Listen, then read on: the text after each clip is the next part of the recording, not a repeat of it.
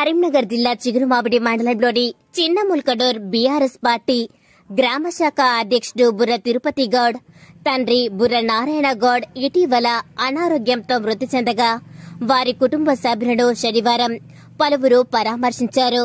ఈ సందర్భంగా నారాయణ గౌడ్ మృతికి గల కారణాలను వారి కుమారులైన బుర్ర రంగయ్య, బుర్ర తిరుపతి, బుర్ర శ్రీహరిలను అడిగి తెలుసుకుని వారిని ఓదార్చారు.